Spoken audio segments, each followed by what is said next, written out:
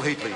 So here's the thing, Mr. Speaker. The Labor Party and the Green Party support mining on some areas of the West Coast, such as Spring Creek, but apparently oppose mining in other parts of the West Coast, such as the Denniston Plateau. In fact, what they do is they get out a little map of New Zealand and they draw lines where they want to support it and where they want to oppose it, and it all depends where the votes are.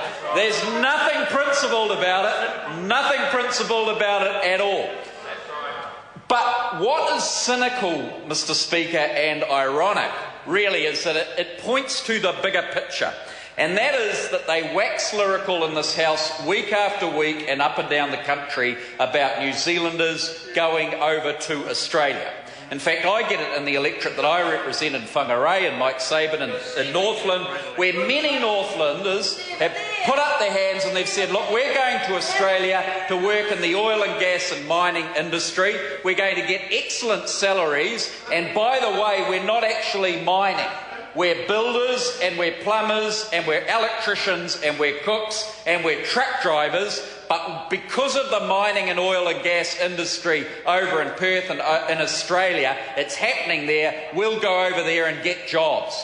So Hone Hawara is crying that all his relatives, or at least half of them, are going to Australia to work in the mining industry, and he's crying that the other half of his relatives are staying in New Zealand and they're in the dole queue, but he will not support mining or oil and gas exploration in Northland.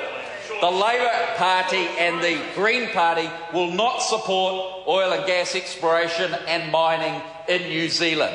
And the funny thing about it is that in the Taranaki, our only region where oil and gas exploration or production occurs, you've got about 4,500 jobs directly involved there, about another 1,500 jobs indirectly, an average wage of about $80,000 a year, and it's happened for 100 years.